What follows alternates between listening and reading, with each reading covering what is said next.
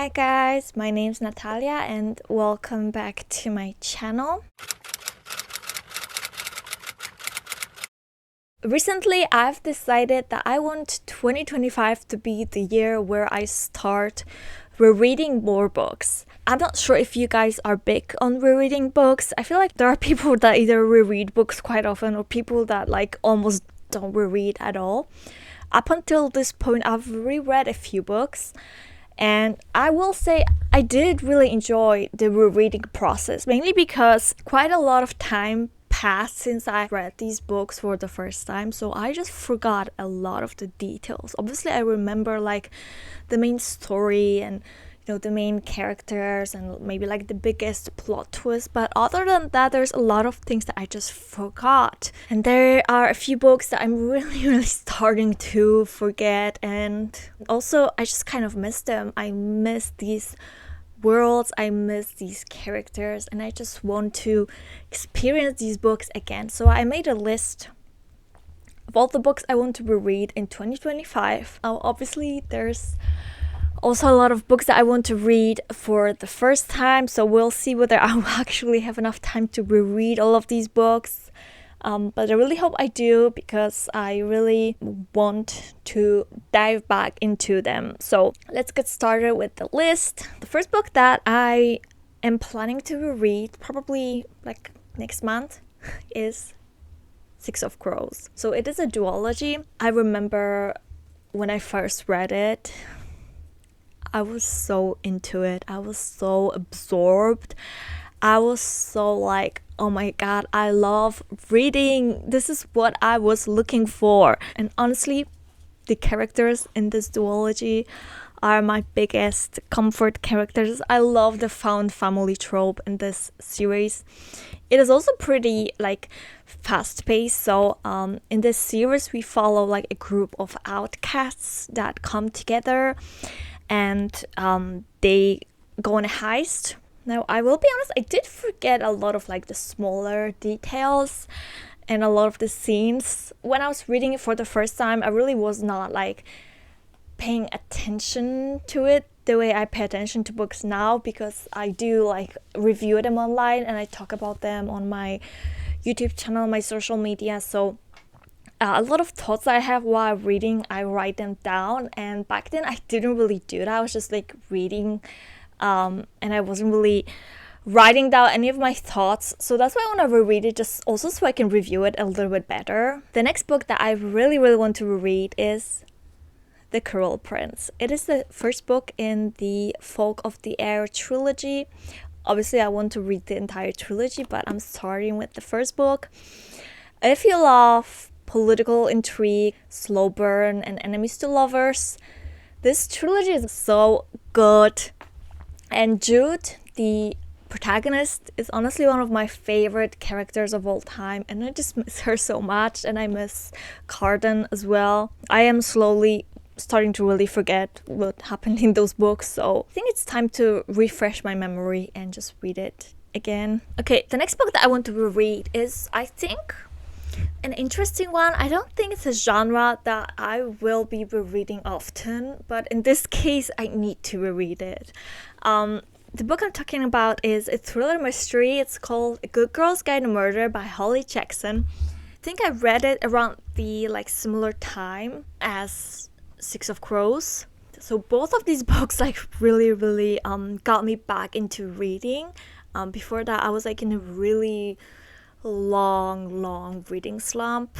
I wasn't really reading much, but after that I really had a breakthrough in my reading and I really got back into it. So I've got these two series to thank for that. So there's a few reasons why I want to reread it. First of all, while obviously I already know all the answers to the mystery, I'm sure there's a lot of small details that I just didn't notice when I was reading it for the first time, just because I obviously didn't know the answers to the mystery. So I want to reread it and see if I missed any details. It's also interesting because I know what happens in the following books as well. So I feel like I can just look at this book with a completely different mindset. and just like see it in a bit of a different light than when I was reading it for the first time. The second reason why I want to reread it is I just miss this world. I miss Pip, I miss Ravi, I love them together. And I also recently watched the Netflix adaptation of this show, and while it was a fun show to binge watch and I enjoyed seeing these characters come to life, it was nowhere near the level of the book. It just lacked a lot of substance. I finished the show very recently, so it's still pretty fresh in my mind. So I think I want to reread this book and just like compare the show to the book, because obviously it's been a while since I read the book, so even though I can recognize that the books were a lot better than the show, I cannot like exactly pinpoint why. So that's why I want to reread it, so that I can pinpoint better all the like flaws in the show. I'm not trying to like hate on the show. I did actually have fun watching it, but like I said, I definitely suggest you read the book first if you want to watch the show, because the book is 1,000 times better.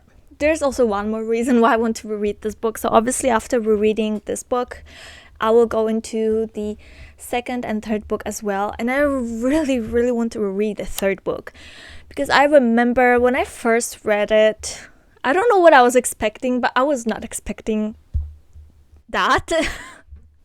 I was not expecting the book to go in that direction. I was so like shocked with how dark it was. I liked the book actually, but I still felt a little bit disappointed.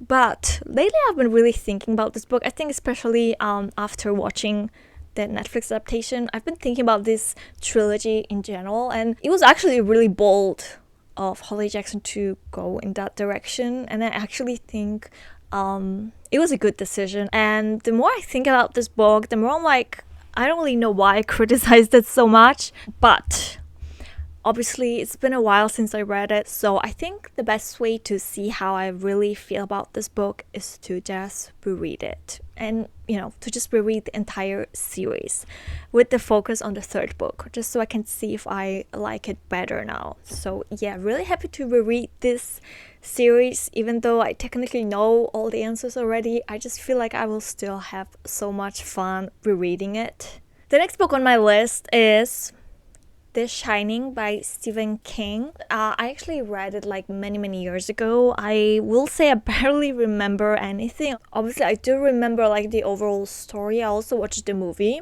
but I feel like it's been such a long time that I really cannot even like say my thoughts on this book. But I remember when I read it for the first time, I loved it so much. I was so absorbed in it. I think I even cried near the end, even though it's horror. I don't know why, but I remember crying. I just really want to reread this book because I remember loving it so much, but now I cannot even tell you why I loved it, because I forgot why I loved it. The next book that I want to read is here in the background. It's A Study in Drowning. So I actually read it like last year. I think maybe April last year. So the reason why I want to reread it so quickly is because there is a sequel coming out, A Theory of Dreaming, this year, and I'm really excited for it. And I feel like I want to reread it just so I can like remember the story better before I dive into the sequel. Also, I really remember loving this. I gave this book 5 stars. The atmosphere was extremely haunting. This book is a blend of dark academia, fantasy, and mystery. So in this book, we follow Effie as she unravels the dark secrets of her favorite author, as she's staying in a creepy, crumbling estate by the seaside. And there's also this male character, Preston, that will be helping her unravel those secrets.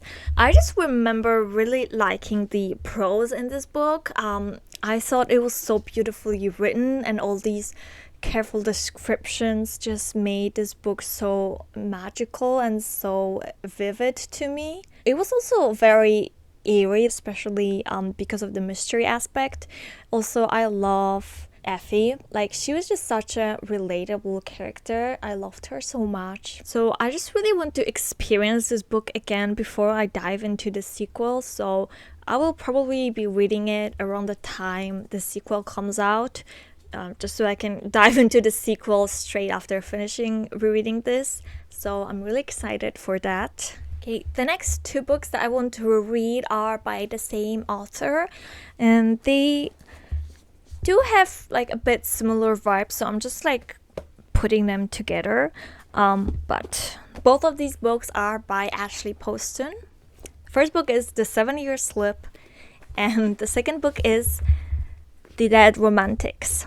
Both of these are romances with magical realism in it, and both of them are like very emotional reads. Let's talk about The 7-Year Slip first. It talks about this girl named Clementine whose aunt has recently passed away, and she moves into her aunt's apartment, and there one day she finds a stranger in her kitchen. But the weirdest thing is that it turns out he lives 7 years in the past. So why do I want to reread this? I just feel like this book made me feel everything. It's about grief, healing, fate, love, and it's all wrapped up in this cozy, heart-wrenching package. And I just remember also really enjoying Ashley Poston's writing and the way she develops a romance between her characters. It felt really realistic, really cute. The other book that I want to reread, The Dead Romantics, I feel like this one might be actually a perfect like fall read. It's giving me fall vibes, maybe because it is a little bit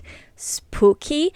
So in this book we follow a girl who is a ghostwriter, and ironically she can also see ghosts. So she comes to her hometown for the funeral of her father. So again, we've got this theme of grief. You know, in The 7-Year Slip, the protagonist mourns the loss of her aunt, and in this book, the protagonist mourns the loss of her father. The reason why I want to reread this one, I just feel like it's a perfect blend of humor, romance. It's got this like quirky, spooky vibes to it because of the ghosts. So that's why I feel like it's a perfect fall read.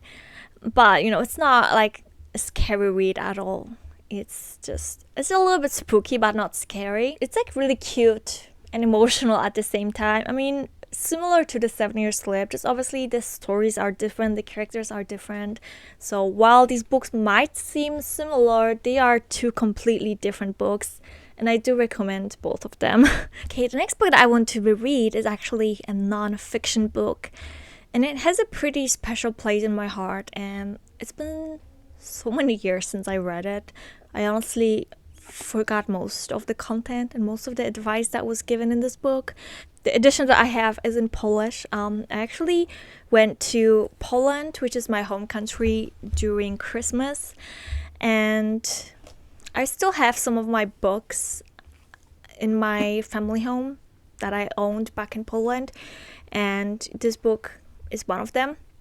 I decided to take it with me because I wanted to reread it, and I actually like the cover a lot more than the English version cover. I'll actually put the what the English version of the cover looks like, and also the title in English is How to Be Yourself, Quiet Your Inner Critic, and Rise Above Social Anxiety. Okay, so as you can see, I did annotate it a little bit when I read it for the first time. The reason why I picked it up, I was having a really hard time because of my social anxiety.